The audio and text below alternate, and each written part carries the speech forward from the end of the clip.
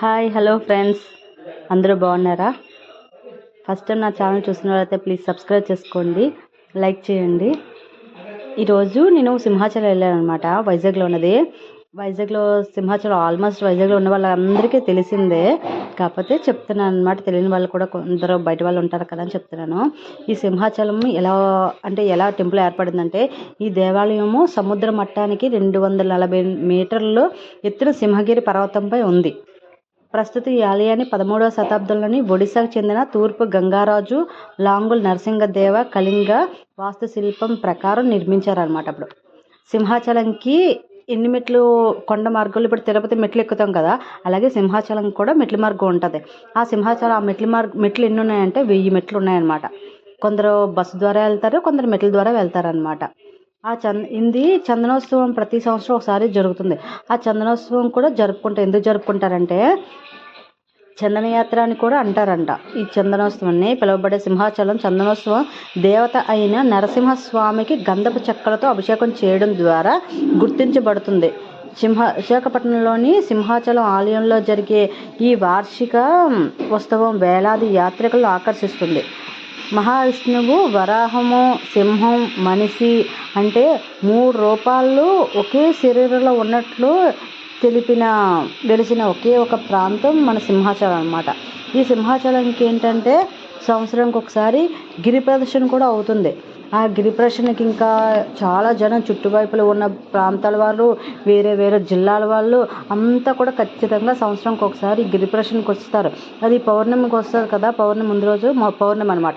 ఆ రోజు గిరి ప్రదర్శన చేస్తారు. ఖచ్చితంగా చెప్పులు లేకుండా, అబ్బా ఎంత ఎండైనా సరే ఆ రోడ్డు మీద నడుస్తారు, కొండ చుట్టూ అన్నమాట. చాలా ఏమనుకుంటే అవి జరుగుతాయి. ఎంత విశేషమైనది అనమాట ఈ గిరి ప్రదర్శన. తర్వాత చందనోత్సవం ఉంటుంది, సంవత్సరానికి ఒకసారి జరుగుతుంది. అది నిజరూప దర్శనం అనమాట. ఆ సింహాద్రప్పన్న స్వామి ఓన్లీ సంవత్సరానికి ఒకసారి మాత్రమే నిజరూప దర్శనం ఇస్తారనమాట. అప్పుడు ఖచ్చితంగా ఏంటంటే ఆ కొండపైన వర్షం ఖచ్చితంగా పడుతుంది. మీరు కావాలంటే ఎవరైనా చందనోత్సవం రోజు వెళ్ళండి. కొండపైన అసలు కిక్కిరిసిపోయిన జనం, అస్సలు ఖాళీ ఉండదు. వేరే వేరే జిల్లా వాళ్ళు, వేరే వేరే దేశం వాళ్ళు కూడా మనం ఇప్పుడు తిరుపతి వెళ్ళడానికి ఎలాగ అన్ని ప్రాంతాల జిల్లాల వాళ్ళు ఎలా వస్తారు, అలాగే వైజాగ్లో ఉన్న సింహాచలం దేవుడిని చూడటానికి కూడా అలాగే వస్తారన్నమాట. తండాలుగా అసలు ఖాళీ ఉండదు. అది చందనోత్సవం రోజు అయితే ఇంకా అస్సలు అనమాట. చాలా ఆ రోజు సంవత్సరానికి ఒకసారి కదా దర్శనమిస్తారు. ఇప్పుడు మనం కాశీలోని అన్నపూర్ణం తల్లి దర్శనం ఎలాగా ఒకసారి ఇస్తారు కదా, అది బంగారంతో అన్నపూర్ణ దర్శనం ఎలాగ ఉంటుంది, అలాగే అనమాట. ఇక్కడ సింహాచలం చందనోత్సవం రోజు కూడా సింహాద్రప్ప అన్నది ఆయన ఒరిజినల్ రూపం అనమాట. ఆ దర్శనం ఒక్కరోజు మాత్రం జరుగుద్ది. ఆ దర్శనం చూడడానికి జనాలు చాలా ఎక్కువ వస్తారు. నేను ఒకసారి చూశాను. నేను వైజాగ్ వెళ్ళిన ప్రతిసారి కూడా మనం సింహాచలం వెళ్తుంటాను. ఎంత బాగుంటుందో అసలు, చాలా బాగుంటుంది. చూడండి, ఆ కొండపై నుంచి మొత్తం వైజాగ్ మొత్తం కనిపిస్తుంది కదా. చాలా ఇల్లులు మొత్తం అంతా కూడా మొత్తం అక్కడే కనిపిస్తుంది అనమాట. అక్కడ అన్నదానం కూడా పెడతారు.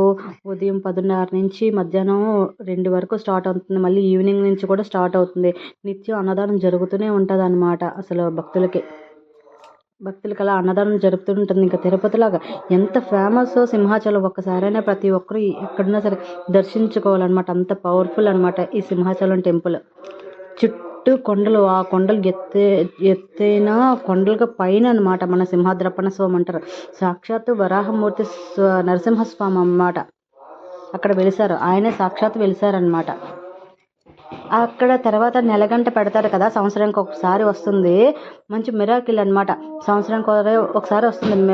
నెలగంట పెడతారు సంక్రాంతి అప్పుడు గుళ్ళో గంటలు కూడా అర్ధరాత్రి అప్పుడు మోగుతాయి అనమాట. అక్కడ అర్చకులు ఉంటారు కదా, వాళ్ళు కూడా అడిగితే చెప్తారు అనమాట. వాళ్ళకి కూడా వినిపిస్తుంటుంది. అర్ధరాత్రి ఆ నెలగంట పెట్టుతుంటే ఆ సమయానికి కరెక్ట్గా గంటలు మోగుతాయి అనమాట. ఎందుకంటే నేను వైజాగ్లో పుట్టి పెరిగాను కదా, చాలా బాగా తెలుసు అనమాట. సింహాచలం టెంపుల్ కోసం చాలా ఇష్టం, తరచూ వెళ్తూనే ఉంటాం అనమాట. ఇప్పుడు నేను ఈస్ట్ గోదావరి వచ్చేసాక తర్వాత అక్కడికి వెళ్ళిన ప్రతిసారి వెళ్తూనే ఉంటాను. అంత అద్భుతంగా ఉంటుంది సింహాచలం దర్శనం మాత్రం. అక్కడ రూమ్స్ అవైలబుల్లో ఉంటాయి, తర్వాత భోజనం అన్నీ అవైలబుల్లో ఉంటాయి.